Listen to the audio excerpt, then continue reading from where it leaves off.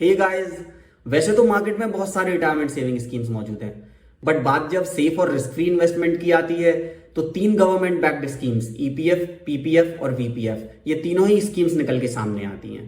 वैसे तो इन तीनों ही स्कीम्स के नाम सुनने में एक जैसे लगते हैं, लेकिन तीनों ही स्कीम्स के अपने फायदे और नुकसान हैं।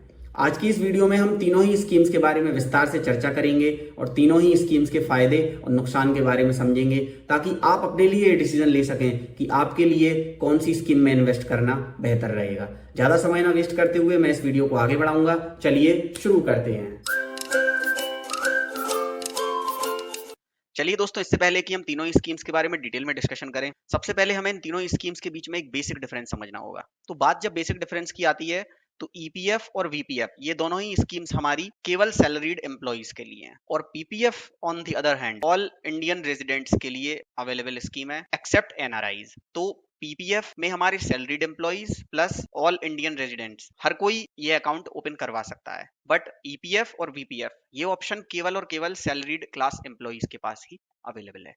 तो ये एक बेसिक डिफरेंस है, और ये चीज आप इनके नेम से भी अंदाजा लगा सकते हैं। ईपीएफ को हम बोलते हैं एम्प्लॉय प्रोविडेंट फंड, एम्प्लॉय लगा हुआ है साथ में, तो इससे समझ में आ रहा है कि ये एम्प्लॉय से रिलेटेड प्रोविडेंट फंड है।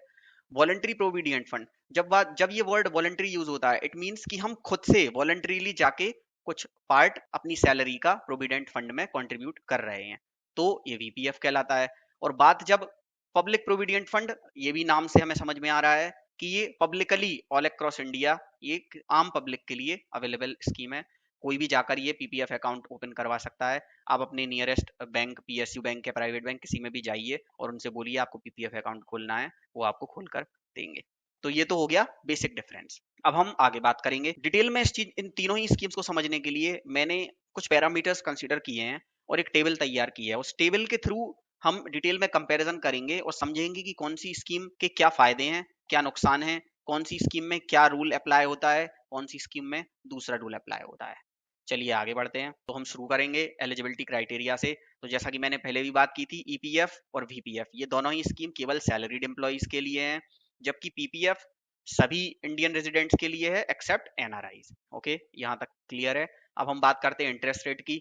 तो तीनों ही स्कीम्स गवर्नमेंट बैक्ड है, तीनों पे ही हमें गवर्नमेंट फिक्स्ड इंटरेस्ट रेट देती है, जो कि हर साल गवर्नमेंट अनाउंस करती है। इस साल ईपीएफ और वीपीएफ दोनों के लिए ही 8.1 इंटरेस्ट रेट है और पीपीएफ के लिए 7.1 इंटरेस्ट रेट है।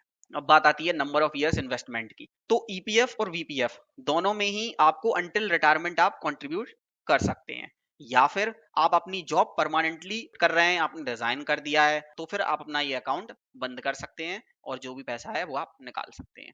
तो या तो अंटिल रिटायरमेंट तक, और या फिर परमानेंट आप जॉब क्विट कर रहे हैं। तो पीपीएफ में ये इनिशियली 15 साल के लिए ओपन होता है, उसके बाद आप अगले 5 साल के लिए बार बार इसको रिन्यू करा सकते हैं।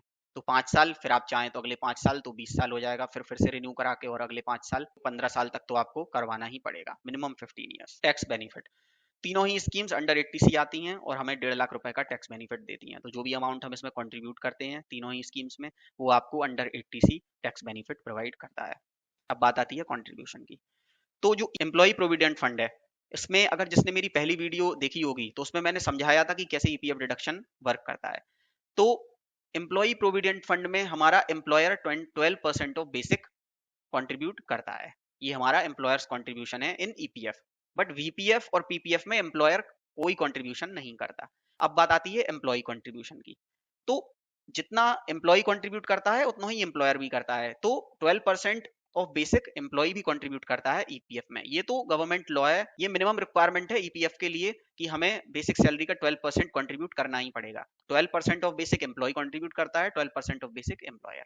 अब बात जब वीपीएफ की आती है, तो मैंने पहले भी ये बात बोली थी कि वीपीएफ मतलब वॉलंटरी। तो ये अब आपके पास एक एक्स्ट्रा एडिशनल ऑप्शन गवर्नमेंट देती है कि आप चाहो तो मोर देन 12% ऑफ बेसिक भी पीएफ में कंट्रीब्यूट कर सकते हैं। अगर आप इसको वॉलंटरी जाके एक्स्ट्रा, सपोज आप बोलते हैं मुझे 50% ऑफ बेसिक सैलरी कंट्रीब्यूट करनी है, तो वो आपका फिर वीपीएफ अकाउंट में कंट्रीब्यूशन जाएगा। उस पर सेम इंटरेस्ट रेट मिलेगा आपको 8.1, और इसमें मैक्सिमम आप 100% of your basic salary contribute कर सकते हैं। बट बात जब पीपीएफ की आती है तो इसमें मिनिमम 500 रुपए और मैक्सिमम 1.5 लाख रुपए एक साल में आप कंट्रीब्यूट कर सकते हैं। सपोज आपने ओपन कर लिया है पीपीएफ अकाउंट, केवल एक्टिव रखने के लिए भी आपको पीपीएफ अकाउंट मिनिमम 500 रुपए तो कंट्रीब्यूट करने ही पड़ेंगे। तो मिनिमम 500 और मैक्सिमम 1.5 लाख, ये लिमिट्स है पीपीएफ की। अब बात आते हैं विड्रॉल पे।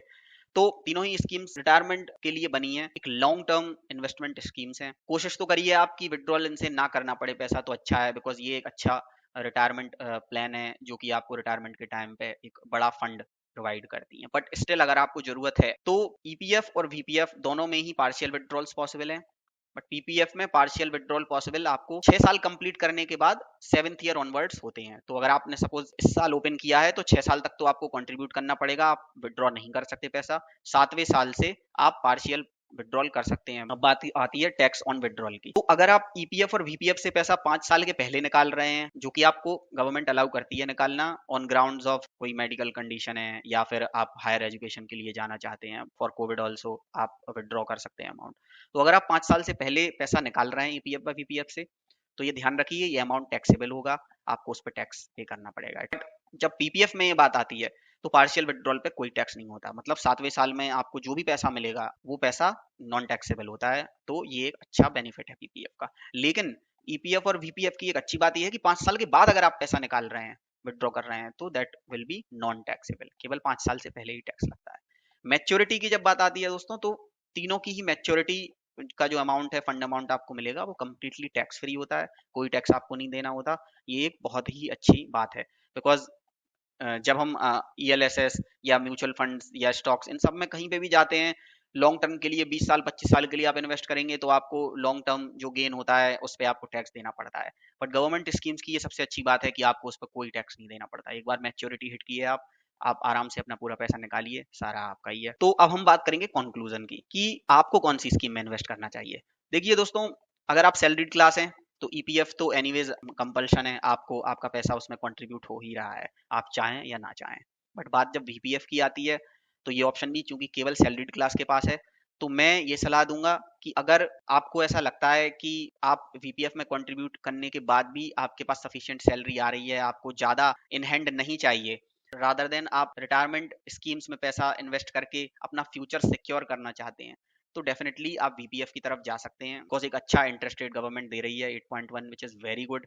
मैच्योरिटी के टाइम पे भी आपका कंप्लीटली टैक्स फ्री है, और 5 साल के बाद तो आप वैसे भी पैसा विड्रॉल कर ही सकते हैं on grounds of different different conditions. तो ये भी एक अच्छा ऑप्शन है। बट और अगर आपको लगता है कि नहीं इन हैंड ज़्यादा चाहिए, 12% सफिशियंट है पीएफ के लिए, तो फिर अभी आप केवल 12% ही रहने दीजिए, do not opt for VPF.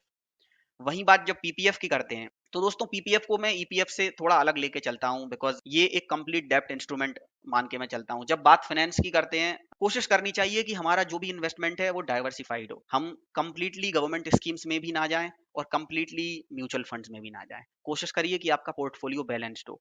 आप थोड़ा सा पैसा म्यूचुअल फंड्स में भी डालिए, जिसे इक्विटी बोलते हैं, थोड़ा सा पैसा आप डेप्ट इंस्ट्रूमेंट्स में भी डालिए, जैसे कि पीपीएफ, सुकन्या समृद्धि योजना, या सीनियर सिटीजन के लिए व्यय वंदन योजना। इस तरह की कुछ स्कीम्स हैं जिनमें आप जो गवर्नमेंट बैक्ड स्कीम्स हैं उनमें भी पैसा डालिए, कुछ पैसा गोल्ड में भी डालिए, ताकि आप अपने आप को सिक्योर कर सकें। ऐसा ना हो कि रिसेशन आए और आपका म्यूचुअल फंड का पैसा डूब जाए, टाइम वो आपकी रिटायरमेंट की एज आप हिट कर रहे हो, आप बोलेंगे मेरा तो पूरा पैसा डूब गया म्यूचुअल फंड में। नहीं, कोशिश ये करनी है जब आप यंग हैं तो ज़्यादा पार्ट इक्विटी में डालिए, थोड़ा कम डेप्ट इंस्ट्रूमेंट्स में डालिए, गवर्नमेंट स्कीम्स में डालिए, क्योंकि वहाँ थोड़ा कम इंटरेस्ट मिलता है।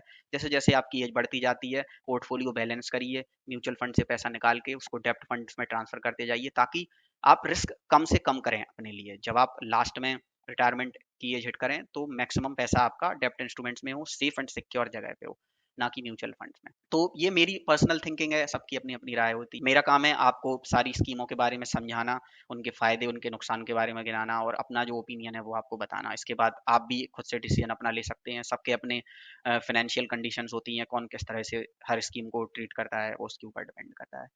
तो आई होप आपको ये कंपैरिजन समझ में आया होगा, और फाइनल कंक्लूजन भी आपको समझ में आया होगा।